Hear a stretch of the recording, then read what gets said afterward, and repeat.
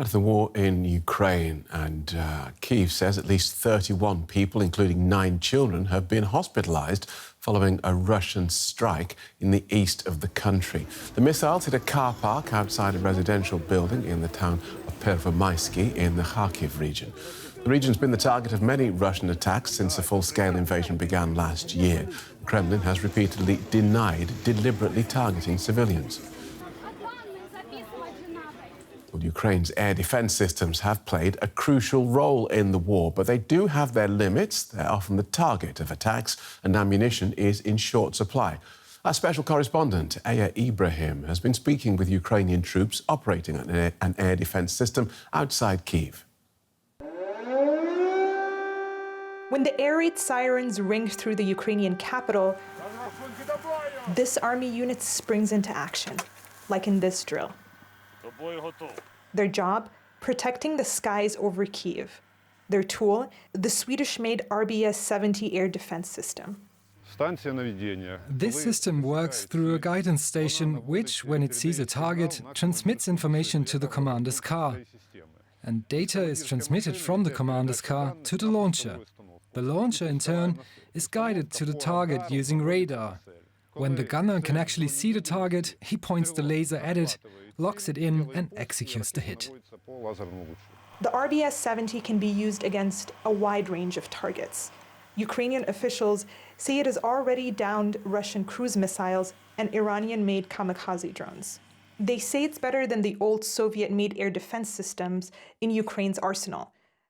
Unlike those systems such as the Igla, they say the new kit ignores heat traps and false targets. The RBS-70 is just one part of Ukraine's complex air defense network. The patchwork of Western systems also include German Gepards and IRIS-Ts, American NASAMs and Patriots, and French-Italian SAMP-Ts. A wide variety to protect against the sometimes unpredictable Russian airstrikes. To use them, Ukrainian soldiers had to learn fast. We completed a 6-month training course in just 1 month. We were driven by the desire to protect our lives and the lives of our relatives. Air defense systems like this one you see behind me are effective, and they've been largely credited for enabling civilian life while the country has come under constant attack. But they cannot stop everything. A Russian airstrike on Kyiv in June. Debris slammed through 3 floors of this residential building. At least 5 people died. This kind of destruction has become more common since Ukraine started its counteroffensive. The aftermath of this airstrike shows just how much aerial bombardment has changed everything for ordinary people. The loss of life and property are the most visible, but then there are the more subtle changes, like the loss of a normal night or a normal childhood. The explosion was strong. Our son, to be honest, didn't wake up, but my husband and I were shocked. We were very scared. It is said that we are all used to war. It is a pity that children have to go through this. After the air alert, I heard an explosion. It was very scary. I grabbed the children and ran to the first floor. I went outside and I saw that the building was just gone. Another change is perhaps the strengthened sense of solidarity, that of their collective trauma. Today we're helping, tomorrow we may ourselves need help from someone else.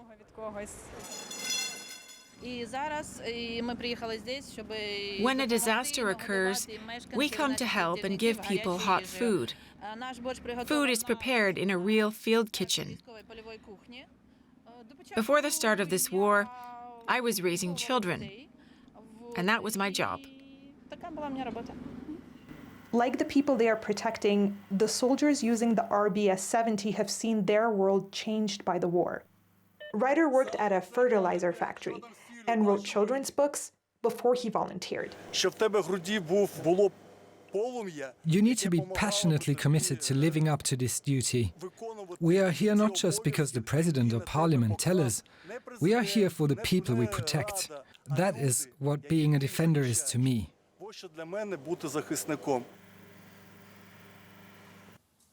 So let's take a closer look at the challenges facing Ukraine as it protects its skies. Douglas Barry is a senior fellow for military aerospace at the International Institute for Strategic Studies. Welcome to DW. President Zelensky has said that Ukraine's air defence systems are strained. Can you give us a sense of how bad the situation is? Well, I think what Zelensky's alluding to is the fact that when the war started, Ukraine was very heavily dependent on Soviet-era systems for all of its air defence, the longer-range systems in particular. As the war has progressed, the stock that Ukraine held of those weapons has been used up more or less. Exactly how many rounds Ukraine has left, I think, is an open question. In filling back, if you like, they've looked to the West, and we've seen considerable numbers of Western systems go in. And Western military aid has focused quite heavily on ground-based air defences. Do Ukraine's allies have the capacity to produce and provide even more of these systems? I think the capacity is there in time.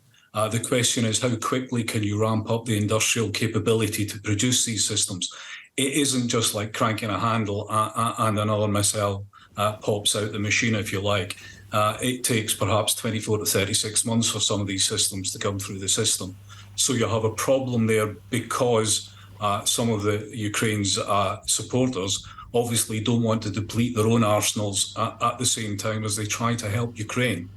Right, the 36, so nearly 3 years sometimes from order to battlefield. So this is why we have these... Sorry, go on. Yes, it can take a considerable time. I think sometimes people underestimate just how long it can take and how long the supply chain is for some of these systems.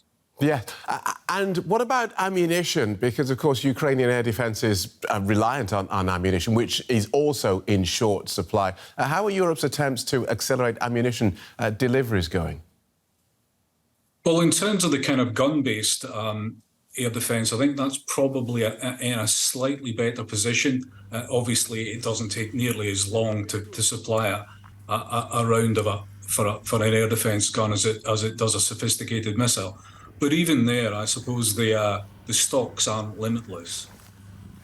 Thinking about Russia, is Russia having the same problems of supply? Because with a sort of centralised command system, the presumption is Mr. Putin can say, all right, all of these factories are now producing ammunition, and that happens just like that. I think there are two things to consider here. One is the impact of Western sanctions and access to some of the subsystems that the Russians have previously relied on. And two, basically, the Russians, in terms of the land attack cruise missile inventory in particular, was inadequate from a Russian perspective at the start of the war. And in fact, that obviously it's only lessened as they've used these systems.